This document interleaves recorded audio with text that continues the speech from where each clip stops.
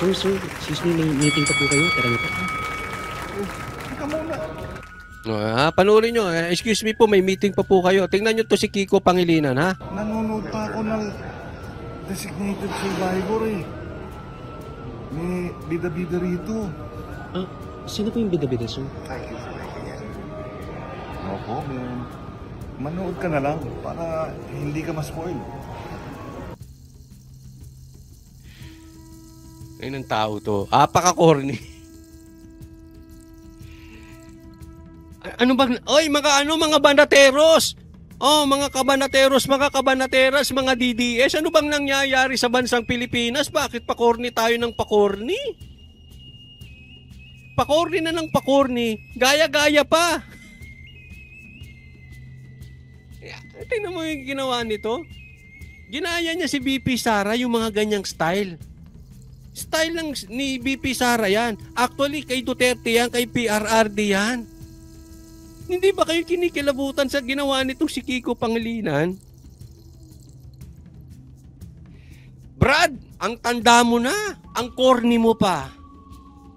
Puti-puti na yung buhok mo, ang baduy-baduy mo. Ito ha. Ito yung mapa-politiko. Ito yung mapa-vlogger. Ito yung mapa-broadcaster. Huwag kayong gaya-gaya.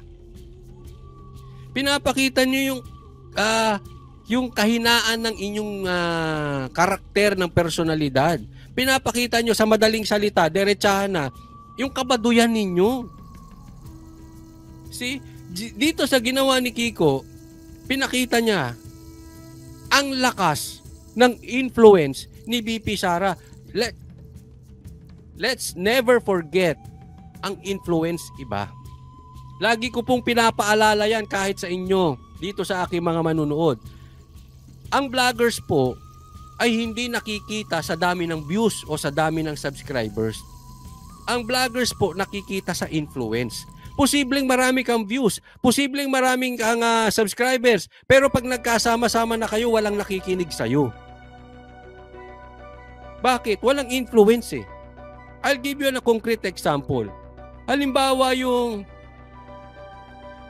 Ben Barubal, Attorney Trixie. Mataas ang views ni Ben Barubal. Pero sino mas may influence?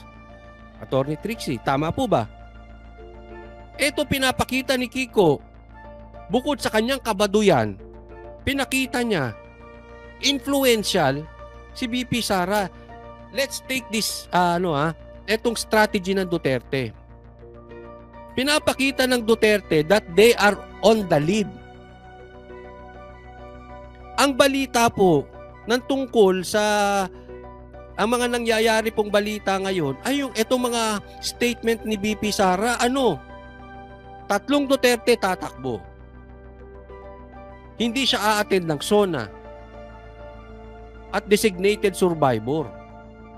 She is taking the lead. That's what I'm talking about, influence.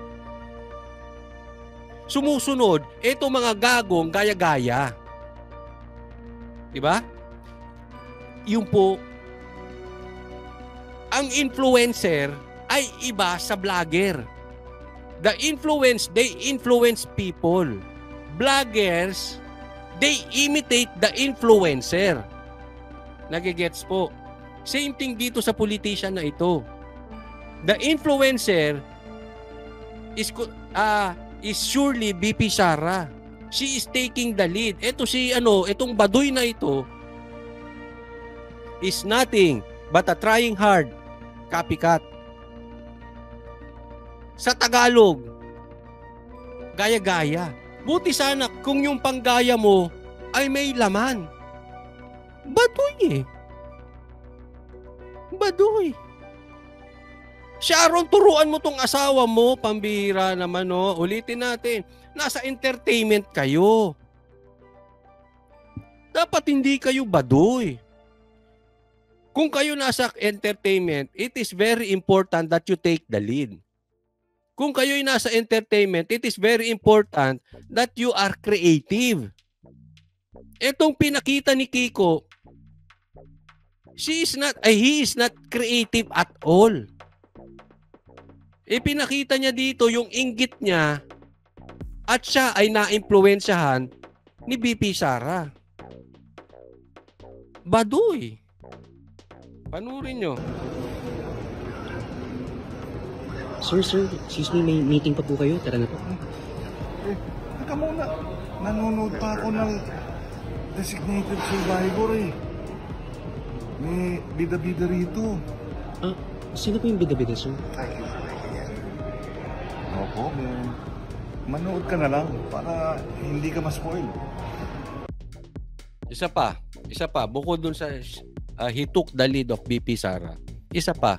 Baka naman may kilala kang mga artista, sir. Paturo ka ng acting. Medyo iba yung acting mo dyan eh. Hindi nakakadala. Oo. Hindi yung... Kasi ang acting dapat, hindi naman ako artista ha, pero ang gusto ko kasing pinapanood, hindi overacting, hindi underacting. Gusto ko as close as possible dun sa normal. Yun ang mga gusto kong pinapanood. Halimbawa, kaya ako hindi mahilig dyan sa mga series, mga telenovela. Kasi ang tagal nakatitig eh. Yun yung tinatawag ko. Bakit sa Pilipinas movies o mga Pilipinas teleserye kung tawagin, hindi ko alam yan. Kaya wala akong kahilig-hilig nga dyan. Pasensya na po. Bakit ang tagal na nakapokus yung mukha at saka nakatulala? Pag nakakita ko, sasabihin ko, ayan na naman. Tingnan nyo, tutulala na naman. Ganun lang. Mag-uusap tapos tutulala. Yaan ang Philippine movie. Ano? Tulala. Totoo ba? Observe nyo. Naku, maraming magagalit kababaihan sa akin. Pero totoo naman pag nakakita ko yung mga pinapanood. Pambira yung pinapanood nyo. Nakadroga ba yung mga yan? Bakit lagi nakatulala? Ayoko nung ganun. Kasi para sa akin, that is overacting. Ayoko sa mga acting, yung overacting. Ayoko rin ng underacting. Yung ano lang, yung nangyayari sa totoong buhay. Yung normal. Nakakita ka ba ng tao nag-uusap, yung isa nakaharap sa bintana, tapos nakatalikod? 'Di ba? Ang dami ko nang naging shota, wala akong kinausap. Na yung shota ko nakaharap sa bintana, kinakausap ko siya nakatalikod. Ano ba yung manananggal? 'Di ba? Ganyan lang kinakausap mo, nakaharap sa bintana, nakaharap sa pinto, nakatalikod. Lourdes Villabiray, maraming salamat. Nagpa-member po siya, 13 months. Thank you po.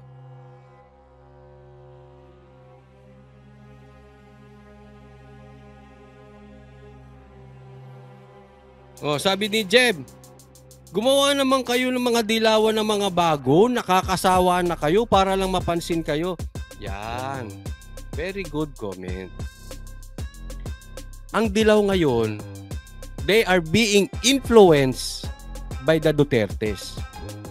Ang galaw ng dilaw ngayon is reaction sa galaw ng Duterte. Mapansin mo, may mga dilaw katulad ni Trililing Tae. Sorry po sa mga kumakain. Sa mga katulad ni Trililing, kinakain na yung suka. Gusto na makipagsanib ang pula at dilaw. Bakit? They are not the influencers. They are not taking the lead. It's very obvious that the Dutertes are on the lead. They are just reacting to the leading at kung anong hinahain ng Duterte. Nagre-react sila. Bakit? Kasi alam nila, hindi nila kaya ang Duterte. So, kailangan magsama. Ganyan na po ang estados ng dilaw ngayon. They are just reacting kung ano ang gagawin ng Duterte. Because they cannot take the lead. Because they know, laos na sila. Alam nila, inodoro na ang dilaw. Kaya, ang influencer ngayon, Duterte. Alam po yan, kahit ng mga bangag vloggers. Hindi lang nila matanggi. Duterte's taking the lead. They are all just reacting.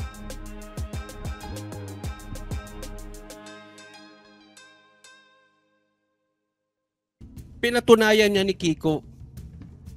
Gawa kayo ng sarili ninyong eksena.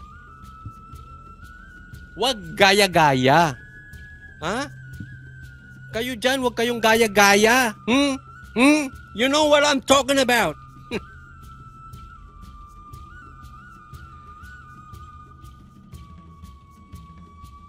Pambihira mga Pilipino. Hindi ko alam kung ano mangyayari dito sa mga ganito na rin to.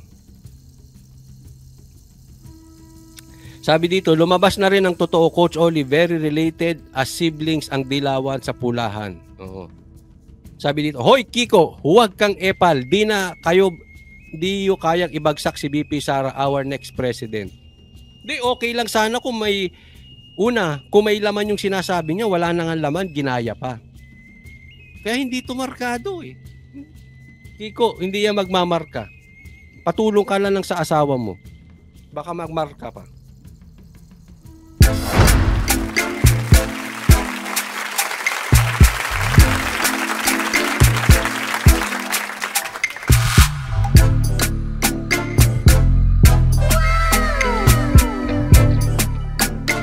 The next performance will start momentarily.